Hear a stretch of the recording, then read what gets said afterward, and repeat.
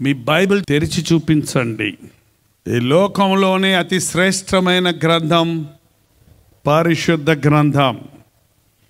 ఇంత చిన్న పుస్తకంగా ప్రింట్ చేయబడి మన చేతిలోకి వచ్చింది, కానీ 40 మంది గ్రంథకర్తలు 1600 సంవత్సరముల పరిధిలో 3 వ్యత్యాసమైన భాషలలో, కొందరు తోలు దట్టీల మీద చాలా కష్టపడి రాసినటువంటివన్నీ ఒక చిన్న గ్రంథంగా మనకు అందించబడింది. మనం ఎంతో ధన్యులం.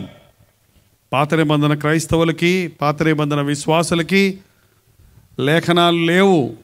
కొన్ని గ్రంథాలు మాత్రమే వారికి అందుబాటులో ఉండేవి.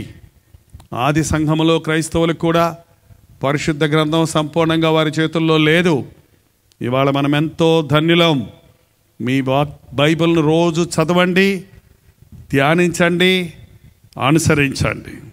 దివ్య గ్రంథము, దివ్య గ్రంథము, ఎచటనైనా చదివిన సహాయం దొరుకును.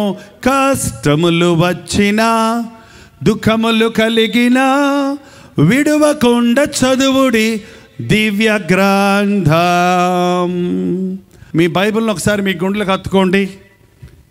నాతో పాటు ఈ మాట చెప్పండి: ఇది నా దేవుని వాక్యం, ఇది నాతో మాట్లాడుతుంది, నన్ను బతికిస్తుంది, నన్ను నడిపిస్తుంది, నన్ను హెచ్చరిస్తుంది, నాకు పరలోక మార్గాన్ని చూపిస్తుంది. నా యేసయ్యను నాకు బయలుపరుస్తుంది. నేను ఈ బైబిల్ చదువుతా, ధ్యానిస్తా, అనుసరిస్తా, ఆయన సాక్షిగా జీవిస్తా. ఆమేన్. ఒకసారి మీ బైబిల్ ముద్దు పెట్టుకోండి. ఓకే. ప్రకటన గ్రంథం 3వ అధ్యాయం 14వ వచనం దగ్గర నుండి చదువుతున్నాను, వినండి. లవొదికయలో ఉన్న సంఘపు దూతకు ఇలాగు వ్రాయబో: ఆమెన్ అనువాడును, నమ్మకమైన సత్య సాక్షియు, దేవుని సృష్టికి ఆదియునై ఉన్నవాడును చెప్పు సంగతులేమనగా, నీ క్రియలు నేను ఎరుగుదును. నీవు చల్లగానైనను వెచ్చగానైనను లేవు. నీవు చల్లగానైనను వెచ్చగానైనను ఉండిన ఎడల మేలు. బైబిల్లో ఉన్న 65 పుస్తకాలు నెరవేరినవి. 66వ పుస్తకమైన ప్రకటన గ్రంథం నెరవేరబోయేది. ప్రకటన గ్రంథాన్ని రాసిన పరిశుద్ధుడైన యోహాను ఎంతగా హింసించబడినప్పటికీ, మసమస కాగుతున్న నూనెలో వేసినప్పటికీ చనిపోలేదు. రాజు విగ్రహానికి మొక్కనన్నందున నానా హింసలు పెట్టాడు యోహానుని ఆ రాజు. ఎంత చిత్రహింసలు చేసినా చావలేదు ఆయన. అందును బట్టి ఆ యోహానును, పండు వృద్ధుడిగా ఉన్న యోహానును పద్మాసు అనే లోయలో పడేసిరండి, నీళ్లు అన్నాహారం లేక చస్తాడు అని తీసుకెళ్ళి అక్కడ పడేశారు. అది ఒక దీవి, చుట్టూ నీళ్లు, మధ్యలో భూమి ఉంటుంది. అలాంటి పద్మాసు దీవిలో ఆయన్ని పడేశారు. నిండు వృద్ధాప్యంలో ఉన్న యోహాను ఆ పద్మాసు లోయలో పస్తులుండి ఉపవాసాలతో ప్రార్థనలో ఉన్నప్పుడు దేవుడు బయలుపరిచిన విషయాలను ఈ ప్రకటన గ్రంథంలో వ్రాసి ఉంచాడు. ఈ ప్రకటన గ్రంథంలో ఉన్న అనేక విషయాలు నెరవేరే కాలం ఆసన్నమైంది. ఈ మొదటి 2 అధ్యాయాల్లో, 2-3 అధ్యాయాల్లో అంచె దినములలో ఉండబోయే 7 సంఘ స్థితిగతులను గురించి వ్రాయబడింది. యేసు ప్రభువే ఈ మాటలు చెప్పి రాయించినట్లు చూస్తున్నాం. ఎఫెసీ సంఘం ప్రేమలో మొదటి ప్రేమను పోగొట్టుకున్న సంఘం. స్ముర్ణ సంఘం శ్రమలు సహించి దరిద్రతలో ఉన్నప్పటికీ శ్రమలు సహించిన సంఘం. అలాగే పెర్గమ సంఘం బాగానే ఉంది, కానీ అందులో బిలాము బోధను అనుసరించిన సంఘం. తుయతైరా సంఘం యెజబేలు బోధను అనుసరించిన సంఘం. సార్దీసు పేరుకు మాత్రం బతికున్నానని చచ్చిన స్థితిలో నిర్జీవంగా ఉన్న సంఘం. ఫిలదెల్ఫియా సువార్తను ప్రకటించే సంఘం. లవొదికయ నులివెచ్చని సంఘం. 7 సంఘాల గురించి ఇప్పుడు చెప్పడం నాకు కుదరదు, కానీ 7వ సంఘం గురించి ఈరోజు దేవుడు మనతో మాట్లాడాలని ఆశిస్తున్నాడు. ఈ సంఘంలోని ప్రత్యేకత ఏంటంటే ఇది నులివెచ్చని సంఘం. ఎలాంటి సంఘం? నులివెచ్చగా ఉందంటే అర్థం ఏంటి? వేడిగా కాఫీ తాగుతాం, చల్లగా కూల్ డ్రింక్ తాగుతాం. అంటండి, వేడిగా ఉండేది తాగుతాం, బాగుంటుంది తినటానికి. చల్లగా ఉన్నది బాగుంటుంది. చల్లారిపోయేది బాగుంటుందా? కాఫీ వేడివేడిగా తెచ్చినప్పుడు ఆయన తాగకుండా అక్కడ పెట్టి కాసేపు అయ్యాక తాగమంటే చల్లారిపోయింది మళ్ళీ తీసిరా అంటాడు ఆయన. చల్లారిపోయిన దాన్ని తాగం మనం, పనికిరాదు, అది బాగోదు. అది ఈ సంఘ పరిస్థితి ఎలాగుందంటే చల్లారిపోయింది. దేవుడు ఈ సంఘంతో అంటున్నాడు, నువ్వు వెచ్చగానైనా లేవు, చల్లగానైనా లేవు. నువ్వు వెచ్చగా ఉన్నా బాగుంటుంది, చల్లగా ఉన్నా బాగుంటుంది, కానీ నువ్వు నులివెచ్చనిగా ఉన్నావు. ఈ రోజున అనేక మంది క్రైస్తవుల సంగతి అలాగే ఉందండి. వెచ్చగా లేరు, చల్లగా లేరు. అంటే అంటే చల్లారిపోయానండి భక్తిలో అని చెప్పేవాళ్ళని చూసారా మీరు? ఎప్పుడైనా విన్నారా? ప్రార్థనలో ఆగిపోయానండి, ఆరిపోయానండి చెప్పేవాళ్ళు విన్నారా? ఒక వ్యక్తి అండి దేవుని ఆశీర్వాదాలు పొందిన కొత్తలో వేడివేడిగా ఉంటాడు, ఉరుకులు పరుగులతో ఉంటాడు, ఆసక్తి కలిగి ఉంటాడు, దేవుని కొరకు ఏదేదో చేయాలని ఆశిస్తూ ఉంటాడు. ఈ లవొదికయ సంఘం దేవుని చేత అధికంగా దీవించబడింది. ఇది చాలా రిచ్ సంఘం, చాలా ధనవంతమైన సంఘం, ఒక అభివృద్ధి పొందిన సంఘం. దేవుడు ఆశీర్వదించినప్పుడు మనం అభివృద్ధి పొందుతాం, ఆశీర్వదించబడతాం, అన్ని విధాల వర్ధిల్లుతాం. మన ఆస్తిపాస్తులు వర్ధిల్లుతాయి, మన ఆరోగ్యం వర్ధిల్లుతుంది, బాగుంటుంది, మన బిడ్డలు వర్ధిల్లుతారు, మనం అన్ని విషయాల్లో గొప్పవారిమవుతాం. గొప్పవారిమైన తర్వాత గొప్పతనాన్ని పట్టుకొని గొప్పగా చేసిన వారిని విడిచిపెట్టేస్తున్నాడు. ఈ లవొదికయ పరిస్థితి అదేనండి. ఆ ఊరిలో, ఆ ప్రాంతంలో మంచి శ్రేష్టమైన వస్త్రాలు సిద్ధమవుతాయి, ఇంపోర్ట్ ఎక్స్పోర్ట్. అక్కడ మంచి కాటుక సిద్ధమవుతుంది, కళ్ళకు జబ్బు, ఎటువంటి జబ్బు అయినా బాగు చేయగలిగిన కాటుకలు సిద్ధపరుస్తున్నారు. అక్కడ చాలా డబ్బు ఉంది. కాబట్టి అవన్నీ వచ్చిన తర్వాత ఒక వ్యక్తి యేసు ప్రభు విషయాల్లో చల్లారిపోతున్నారు. నాకు తెలియక అడుగుతాను, మీరు చల్లారిపోయిన క్రైస్తవులా, వేడివేడిగా ఉన్న క్రైస్తవులా?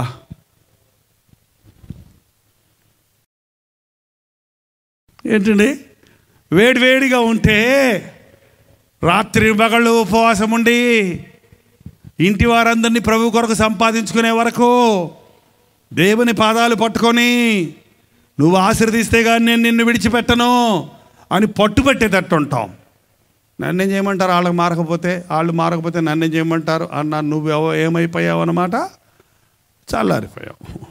ఒక వ్యక్తి దేవునితో సరిగా ఉన్నప్పుడండి వాడు రోషం కలిగిన వాడిగా ఉంటాడు, ఆసక్తి కలిగిన వాడిగా ఉంటాడు, రోజుకు ముమ్మాళ్ళు మోకరించి ప్రార్థించేవాడిగా ఉంటాడు, దేవుని వాక్యాన్ని ధ్యానించేవాడిగా ఉంటాడు, వాక్యాన్ని జీవించి చూపించాలని ఆరాటపడుతుంటాడు, కనబడ్డవాడు అందరికీ యేసుక్రీస్తుని గురించి చెప్పాలని ఆశ ఉంటుంది. వాళ్ళు వినకపోయినా, నమ్మకపోయినా. వేడిగా ఉన్న క్రైస్తవుడు, ఆధ్యాత్మికమైన క్రైస్తవుడు, చింతన, ఆలోచన అన్నీ కూడా దేవుని గురించిన విషయాలే ఉంటాయి. పొద్దున లేస్తే పడుకునే వరకు ఏం తిందుమా, ఏం తాగుదుమా, ఏం ధరించుకున్నామా అన్నది వేడివేడిగా ఉన్న క్రైస్తవుడి ఆలోచన కాదు. వేడివేడిగా ఉన్న క్రైస్తవుడి ఆలోచన ఎలాగుంటుంది? ఈరోజు ప్రభువా నా కొరకు నీవు ఏ పని పెట్టావు, ఈరోజు నేనేం చెయ్యాలి, ఈరోజు నేను ఎలా మహిమపరచాలి, ఈరోజు ఎవరికి నేను సువార్త చెప్పాలి, ఈరోజు నా మనస్సాక్షిని నేను ఎలా కాపాడుకోవాలి, ఈరోజు నేను ప్రార్థనలో ఎంత సమయం గడపాలి. వేడివేడిగా ఉన్న క్రైస్తవులారా, రోజుకి ఎన్నిసార్లు ప్రార్థన చేస్తారో చెప్పండి చూద్దాం. మీరు చెప్పినా నాకు వినపడదు. 3 సార్లు చేస్తామని అన్నారు ఎవరో. పొద్దున లేచిన యేసయ్యా రాత్రి అంతా కాపాడా, ఆమేన్ అయిపోయిందా? ఆనందినేటప్పుడు యేసయ్యా అన్నం ఇచ్చినందుకు వందనాలు, ఆమెన్కి మొత్తం అప్పటికి వెళ్ళిపోద్ది. రాత్రి పడుకునేటప్పుడు మాత్రం మంచం ఎక్కి మంచం మీద రా ప్రభువా అక్కడక్కడ తిరిగి వచ్చాను నాయన, దెయ్యాలు, క్రిములు, కీటకాలు నాకేం హాని చేయకుండా ఈ రాత్రంతా నువ్వు నా మంచం చుట్టూ పోలీస్ ఆయనలాగా కావాలా ఉండు, నేను గురకపెట్టి నిద్రపోతాను. అలా అంటారులే కానీ నువ్వు కావాలా ఉండు, నిద్రపోతాను అంటారు కదా. ఇంతేనా ప్రార్థన? ఇది ఆ ప్రార్థన? ఏమండి, ఎంతమంది రోజుకి ముమ్మారు ఆనాడు దానియేలు వలె మోకాళ్ళుని ప్రార్థిస్తున్నారు? అసలు మోకాళ్ళ ప్రార్థనే మర్చిపోయామండి మనం. మోకరించి ప్రార్థించడం లేదు. అందుకే మా సభల్లో ఇది కొత్తగా మేము ప్రవేశపెట్టాం. ఒక 10 నిమిషాలన్నా 15 నిమిషాలన్నా చెప్పిన మాట అందరూ వినకపోయినా కొందరన్నా మోకాళ్ళ ప్రార్థన నేర్చుకుంటారని. మోకాళ్ళుని యేసుక్రీస్తు లోకంలోనికి వచ్చినప్పుడు మోకాళ్ళుని ప్రార్థించాడు. నా తండ్రి చిత్తము చేయటమే నాకు ఆహారం అన్నాడు. రాత్రి మగళ్ళు ఆత్మలు నశించిన దానిని వెతకి రక్షించడానికి నేను వచ్చానన్నాడు. పాపులను వెతికి మారు మనసులోనికి నడిపించడానికి వచ్చానన్నాడు. అలాంటి ఆతృత, ఆశ లేనివాడు వేడి క్రైస్తవుడు ఎట్లవుతాడు? నేను యేసయ్యలాగా ఉండాలి, ఆయనలా మాట్లాడాలి, నాలో ఇతరులు క్రీస్తుని చూడాలి, ఆయనలా పవిత్రుడిగా బ్రతకాలి, ఆయన ప్రేమను నేను కలిగి ఉండాలి, ఈ లోకంలో క్రీస్తు యొక్క గొప్పతనాన్ని గురించి తెలియజేయాలి అనే ఆరాటం లేనివాడు వేడి క్రైస్తవుడు కాదండి. బైబిల్లో ప్రకృతి సంబంధమైన మనుషులు ఉన్నారు, శరీర సంబంధమైన మనుషులు ఉన్నారు, ఆధ్యాత్మిక సంబంధమైన మనుషులు ఉన్నారు. ప్రకృతి సంబంధమైన మనుషులు అంటే సహజమైన మనుషుడు. సహజమైన మనుషుడికి దేవుని విషయాలు అర్థం కావు. మరి ముఖ్యంగా యేసు ప్రభు శిలువ మరణ పునరుద్ధానాల గురించి చెప్తే ఏమీ అర్థం కాదు. ఇప్పుడు నేను పాపం చేస్తుంటే ఎప్పుడో చచ్చిపోయిన యేసు ప్రభు నా పాపాల కొరకు ఎలా చనిపోయాడయ్యా అని అడుగుతాం. నేను అలాగే అడిగేవాడిని. కాకినాడలో ఒక ఆలయంలో కూర్చొని వాక్యం వింటున్నప్పుడు యేసు ప్రభు నీ పాపముల కొరకు చనిపోయాడు అంటే నేను నా ఫ్రెండ్ పక్కన కూర్చొని గిల్లుకొని నవ్వుకుంటా ఉన్నాం. ఏంద్రా వీళ్ళు ఎవరో డబ్బు పంపిస్తుంటే దొరకారులు బాగా తినేసి కోట్లు వేసుకొని అట్లా చెప్తున్నారు మనం ఎర్రోళ్ళమా? ఎప్పుడో యేసు ప్రభు చచ్చిపోతే ఇప్పుడు మనం పాపం చేస్తుంటే మన కోసం చచ్చిపోయాడు అంటాడు ఏంట్రా? అవును, నశించుచున్న వారికి సిలువను గురించిన సువార్త వెర్రితనము, కానీ రక్షించబడుచున్న మనకది దేవుని శక్తి. ఒకరోజు నేను దేవుని సన్నిధిలో ప్రార్థిస్తూ ఉన్నప్పుడు, అదే ఆలయంలో నేను ప్రార్థిస్తూ ఉన్నప్పుడు, దేవునితో అటో ఇటో తేల్చుకుందాం ఈరోజని పట్టుదలతో కూర్చొని ప్రార్థిస్తూ ఉన్నప్పుడు అర్ధరాత్రి దాటిపోయి 1:15 అయింది. నేను ఆలయంలో నడుచుకుంటూ కళ్ళు తెరుచుకొని, అక్కడ పాస్టర్ గారు చెప్పారు, నిద్ర వస్తే కళ్ళు తెరుచుకొని ప్రార్థన చేయ్యా, నిద్ర వస్తే నడుచుకుంటూ ప్రార్థన చేయ్యా, దేవుడు మాట్లాడేవాడికి వదిలిపెట్టద్ది రాత్రి అని చెప్తే నేను నడుస్తూ ప్రార్థన చేస్తూ ఉంటే 1:15 అవుతుంది ఇంచుమించు. ఆలయంలో ఈ మూల నుంచి ఆ మూలకి నేను నడుస్తున్నప్పుడు నా ఎదురుగుండా సిలువలో వేలాడుతున్న యేసు ప్రభు నా కళ్ళ ముందు ప్రత్యక్షమయ్యాడు. నీ కొరకే నా ప్రాణం ఇచ్చాను అన్న మాటలు నా చెవుల్లో గింగిర్లు అన్నాయి. అంతే కుప్పలా కూలిపోయాను. నా పాపములన్నీ నా కళ్ళ ముందుకు వచ్చాయి. పశ్చాత్తాపడి రాత్రంతా నా పాపాలు ఒప్పుకున్నాను. తెల్లవారేటప్పటికి ఒక నూతనమైన అనుభూతి, అదే రక్షణ, అదే మారు మనసు, అదే పాప భారము నుండి విముక్తి. ఆ రోజు నేను మర్చిపోలేను. 1977 సంవత్సరం ఫిబ్రవరి 15వ తారీఖు నా జీవితం మారింది. నా బండ గుండె బద్దలైంది. నా అవిశ్వాసం, అజ్ఞానం పటాపంచలైపోయినాయి ఆ రోజు నుంచి ఈ రోజు వరకు. అందుకే నాకు కల్వరి అంటే ఇష్టం. ఆ కల్వరి దృశ్యం, ఆ సిలువ దృశ్యం నా గుండెను మార్చింది. ఆ రోజు నుంచి ఈ రోజు వరకు ఆ యేసయ్య కొరకు నేను జీవిస్తూ ఉన్నాను. ఎంతమంది యేసుక్రీస్తు యొక్క సిలువ దర్శనాన్ని పొందారు?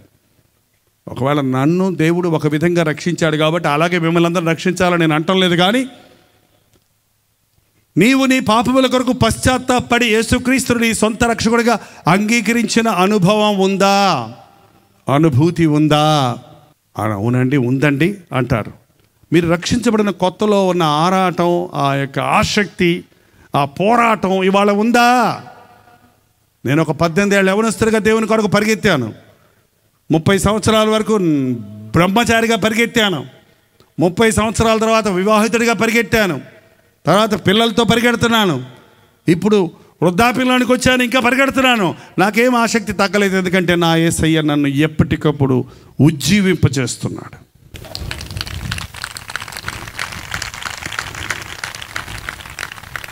నేను పరిగెడుతుంటే మీరు చప్పట్లు కొడితే మీకేమొస్తుంది? అబ్బా జైపాల్ గారు భలే పరిగెడుతున్నారు, మేము చూస్తా కూర్చుంటాం అట్లా అంటే నాకేమొస్తుంది? ఏంటండి, పౌలన్నాడు, నేను క్రీస్తుని పోలే నడిచినట్లు నేను క్రీస్తుని వెంబడించినట్లు మీరు నన్ను వెంబడించండి. నువ్వెప్పుడు పరిగెడతావు? నీ బిడ్డలు ఎప్పుడు పరిగెడతారు? మీరు పరిగెడుతున్నారా? ప్రకృతి సంబంధమైన మనుషుడికి యేసుక్రీస్తు విషయాలు ఎంత చెప్పినా అర్థం కావండి. చూస్తారంటే చూద్యం చూసినట్టు, వింటారంటే సరదాగా కాలక్షేపంగా. ప్రకృతి సంబంధమైన మనుషుడికి దేవుని కార్యాలు అర్థం కావు. నాకు తెలిసి ఇక్కడ కూర్చున్న వాళ్ళల్లో మీరెవరో ప్రకృతి సంబంధమైన మనుషులుగా లేరు. అంటే ఎప్పుడు సువార్త వినని వారు, యేసుక్రీస్తుని గురించి వినని వారు, అసలు ఏమీ తెలియని వారు కొండ జాతుల్లో ఉంటారండి, కొండ లోయల్లో ఉంటారు. నేను కొండ జాతుల వారి మధ్య కొన్ని రోజులు సేవ చేశాను. వాళ్ళకి రైలు అంటే తెలియదు, బస్ అంటే తెలియదు, ఏమీ తెలియదు, గడియారం అంటే తెలియదు, వాషింగ్ మెషిన్ అసలే తెలియదు, ఏం తెలియదు, వాళ్ళకి ఏమి తెలియదు. ఆ కొండలో ఉంటారు, ఆ యొక్క గొర్రెల మాంసం అది కాల్చుకొని తింటారు, జొన్నలు సజ్జలు వేసుకొని అవి ఉడకబెట్టుకొని తింటారు, అంతేగాని బయట ప్రపంచంలో ఏం తెలియదు. వాళ్ళకి చీర కట్టుకోవడం తెలియదు, వాళ్ళకి వస్త్రాలు లేవు, ఏదో గుడ్డ చుట్టుకుంటారు కావాలంటే మనం ఇస్తే. వాళ్ళు సహజమైన వాళ్ళు. ఒకరోజు అడిగానమ్మా, మీరు ఏ దేవుణ్ణి పూజిస్తారు అని అడిగితే చేయి పెట్టుకొని తీసుకెళ్ళి ఆ ఊరు బయటికి అక్కడ ఒక చెట్టు చూపించి ఇక్కడే అని చెప్పి, ఏంటంటే అక్కడ 4 పుల్లలో 4 ఊసలు 2 రాళ్ళు ఉన్నాయి, ఇక్కడే ఇదే మా దేవుడు అన్న. ఏంటి ఈ దేవుడి పేరు? మా తెలీదు. ఏంటంటే వాళ్ళు సహజమైన వారు. మీకు తెలుసా యేసు దేవుడి పేరేంటి? మీరు ఆరాధించే దేవుని పేరేంటండి? మీరు ఆరాధించే దేవుని పేరేంటో బోల్డ్గా, ధైర్యంగా, గట్టిగా చెప్పండి. ఎవరా యేసయ్య? రాజులకు రాజు, ప్రభువులకు ప్రభువు, సర్వశక్తి సంపన్నుడు, సర్వాధికారి, రక్షణకర్త, విమోచనకర్త. అంతేనా? ఇంకేమనొచ్చా? ఎన్ని పేర్లు ఉన్నాయి కదా దేవునికి. అనంతమైన దేవుడు. ఇంత గొప్ప ప్రభువుని ఆరాధించే మనం ఎంత హుషారుగా ఉండాలండి, ఎంత ఆసక్తిగా ఉండాలి, ఎంత వేడిగా ఉండాలి, ఎంత రోషం కలిగి ఉండాలి. రోషం అంటే కోపం కాదండోయ్, కోపం వేరు, రోషం వేరు. దేవుని కొరకు ఆసక్తి కలిగి ఉన్నాను నేను అని ఎంతమందిని చెప్పగలం? లోకంలో ఉన్న వారికి చాలామందికి దేవుని గురించి తెలియదు, యేసుక్రీస్తు గొప్పతనం తెలియదు, మరణించిన తర్వాత ఉన్న నరకాన్ని, పరలోకముని గురించి వారికి తెలియదు. ప్రకృతి సంబంధమైన మనుషులకి దేవుని కార్యాలు అర్థం కావు. కొరింథీయులకు రాసిన పత్రికలో ఉంది. రెండవది, శరీర సంబంధమైన మనుషులు. శరీర సంబంధమైన మనుషులంటే దేవుడు కావాలి, దెయ్యము కావాలి, లోకము కావాలి, దేవుడు కావాలి. భక్తి అంటే కొంచెంసేపు ఆచరించి పక్కన పెట్టి మన ఇష్టం వచ్చినట్టు బతకడం భక్తి అంటారు. నిజమా? ఇలా చర్చిలో ఎవరైనా, మీటింగ్లో ఎవరైనా మాట్లాడుకో, పాస్టర్ గారు అంటున్నారు, ఇంటికి వెళ్ళాక చెప్పు అని ఎవరైనా అన్నారనుకోండి, వాళ్ళు శరీర సంబంధమైన వాళ్ళ, ఆత్మ సంబంధమైన వాళ్ళ? ఏంటండి, మీరు గదులలో చెవులలో చెప్పుకున్నది మిద్దెల మీద ప్రకటించబడుతుంది. రహస్యమైనదేదియు బయలుపడక మానదు అన్న దేవుని వాక్యం తెలిసినవాడు మనుషులకు భయపడి గుసగుసలాడడు. ఎక్కడొక మాట అక్కడొక మాట చెప్పడం. మరి ఎంతమంది ఈ రోజున చర్చిలో ఒక పేరు, డ్యూటీలో ఇంకో పేరు. అసలు కొంతమందికి మీరు పనిచేసే స్థలంలో మీరు క్రైస్తవులని వాళ్ళకి తెలియదు. మీరు వేడి క్రైస్తవులా, చల్లారిపోయిన క్రైస్తవులా, అటు ఇటు కాకుండా లూక్వామ్ చల్లారిపోయిన క్రైస్తవులా, లేకపోతే మంచి ఆధ్యాత్మిక పరిపక్వత కలిగిన వారా? చెప్పండి. మాట్లాడతాం లేదు. తేలిగుట్టిన దొంగ అంటే మాట్లాడటండి. లోకపు మనుషులతో నీ స్నేహం ఏంటి? చల్లారిపోయి ఉన్నావు, నులివెచ్చని స్థితిలో ఉన్నావు. మందిరంలోనికి వచ్చినప్పుడు వేడవుతున్నావు. మైక్రోవేనా అందులో పెట్టి నొక్కితే అదేమవుద్ది, వేడవుద్ది. ఆ వేడి తీసుకొచ్చి బల్ల మీద పెట్టేదాకా ఉంటుందా? చల్లారిపోద్ది. మళ్ళీ ఒక్కోసారి పైన వేడవుద్ది, ఇట్ట ఓపెన్ చేస్తే లోపల చల్లగానే ఉంటుంది. మళ్ళీ ఎందుకు పనికిరాదు అది? ఈ రోజున క్రైస్తవులు అలాగే ఉన్నారు. చర్చి మైక్రోవేవ్ లాగా ఉంది. ఇప్పుడు చర్చిలో కూర్చుంటే వేడిగా ఉంటారు. చర్చిలో మీటింగ్లో కూర్చున్నప్పుడు వేడి. ఇప్పుడు దేవుడి కోసం ప్రాణం ఇవ్వటారు కదా, చిత్తమే అంటారు అనమాట. అవునేసయ్యో ఈ రోజు నుంచి నీ కొరకే అంటారు అనమాట. ఆమె అనగానే అక్కడ గుమ్మం దగ్గరే గొడవ. ఏంటంటే ఇంటికి వెళ్ళిందే టపాలు వేసి రాస్తారు, గందరగోళం చేస్తారు. జాగ్రత్త. ఇలాంటి సభల నుంచి వెళ్ళేటప్పుడు అండి సైతాన్ని మనల్ని లొంగదీయటానికి, పౌడు చేయటానికి ఎక్కడో చాట బొడ్డుకు మసిరాసి కూర్చున్నాడు అంటారు చూసారా, అట్లాగా ఏదో ఒక తగాదా తీసుకురావడానికి, ఎవరి ద్వారాను తీసుకురావడానికి ఆశిస్తాడు. నీవు అప్పుడే దేవుని శక్తిని, దేవుని ప్రేమను, దేవుని శాంతమును నీ జీవితంలో చూపించాల్సి ఉంది. ఈ భూలోకమంతా ఇది వ్యభిచార తరం అని చెప్పాడు దేవుడు. ఎక్కడ చూసిరా భయంకరమైన అపవిత్రత. రోజుకి ఎంతమంది మానభంగాలు జరుగుతున్నాయి. ఎన్ని చట్టాలు తీసుకొచ్చినప్పటికీ ఎక్కడా పాపాన్ని ఆపలేకపోతున్నాడు కదా. కారణం ఈ లోకం చెడిపోయింది. చెడిపోయిన ఈ లోకంలో నువ్వు నేను అగ్నిలాగా మండాలని, వక్రజనం మధ్య జ్యోతిలాగా ప్రకాశించాలని దేవుడు కోరుకుంటూ ఉన్నాడు. ప్రతి ఒక్కరూ కళ్ళు మూసుకొని ప్రార్థన చేయబోతున్నాం. ఈ ప్రార్థనా సమయంలో పరిశుద్ధాత్ముడు ఒక అద్భుతమైన కార్యాన్ని నీ అంతరంగంలో చేయడానికి సిద్ధంగా ఉన్నాడు. నీ స్థితిని నీకు జ్ఞాపకం చేసి, నీవు ఏ రీతిగా దేవుని దృష్టిలో ఉన్నావో నిన్ను నీవు ఎరుగునట్లుగా నిన్ను సర్వసత్యములోనికి నడిపించుటకు పరిశుద్ధాత్ముడు మన మధ్య సంచరిస్తూ ఉన్నాడు.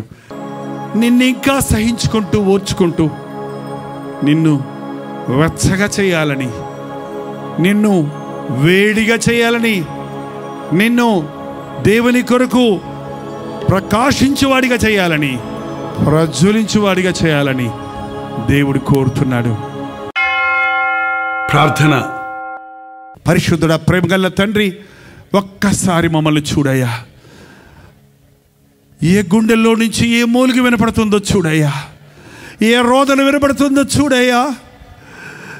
ఎన్నోసార్లు నీ మాటలు వింటూ, నీ బిడ్డను చెప్పుకుంటూ సాతానుకు లోబడిపోయిన వారిని చూడయ్యా. ఇక్కడి నుంచి నేను నీ కోసం బ్రతుకుతాను అని నీకు మొర్ర పెట్టుకుంటున్న వారిని, అప్పగించుకుంటున్న వారిని చూడు నాయనా. ఎంతకాలం మమ్మల్ని మేము మోసగించుకొని, మేము బాగానే ఉన్నాములే అనుకొని నష్టపోతున్నామే. ఈ సమయంలో సాతాను బంధకములలో ఉన్న ప్రతి వ్యక్తిని నజరేయుడైన యేసుక్రీస్తు నామములో విడుదల చేయించున్నాము తండ్రి. త్రాగుడనే దురభ్యాసానికి బానిసై బయటపడలేక, విముక్తి చెందలేక విసిగిపోయిన వారిని నజరేయుడైన యేసుక్రీస్తు నామములో విడుదల చేయించున్నాము తండ్రి. లోకాన్ని నమ్ముకొని, పాపాన్ని నమ్ముకొని మోసపోయి, పాపము మానలేని కన్నులతో, పాపపు అలవాట్లను మానలేని స్వభావములతో కట్టబడిన ప్రతి వ్యక్తిని నజరేయుడైన యేసుక్రీస్తు నామములో విడుదల చేయించున్నాము నాయన. విడుదల చేయించున్నాము తండ్రి. ఈ ఆవరణలో ఉన్నవారెవ్వరూ నిత్య నరకానికి పోకూడదయ్యా. ఉమి వేయబడకూడదు నాయన. ప్రతి ఒక్కరూ నీ పాదాలు పట్టుకొని నీవిచ్చే నూతన జీవితాన్ని కలిగి ఈ లోకంలో నీ సాక్షులుగా, వక్రజనం మధ్య జ్యోతులుగా ప్రకాశించుటకు సహాయం చేయి తండ్రి. మేము దరిద్రులము కాదని, దిక్కుమాలిన వారిని కాదని, దౌర్భాగ్యులము కాదని, మేము క్రీస్తు రక్తములో కడగబడిన వారిమని, నీతిమంతులుగా తీర్చబడిన వారిమని, పవిత్రపరచబడిన వారిమని గుర్తించి నీ సాక్షులుగా బ్రతకడానికి సహాయం చేయి తండ్రి. యేసు క్రీస్తు నామములో అడుగుచున్నాము తండ్రి. మన తండ్రి అయిన దేవుని యొక్క ప్రేమయు, కుమారుడైన క్రీస్తు యొక్క కృపయు, ఆదరణకర్త అయిన పరిశుద్ధాత్మ యొక్క సహవాసమును కుడి వచ్చిన మనందరికీ ఇప్పుడును సదాకాలమును తోడై ఉండను గాక. ఆమేన్, ఆమేన్, ఆమేన్.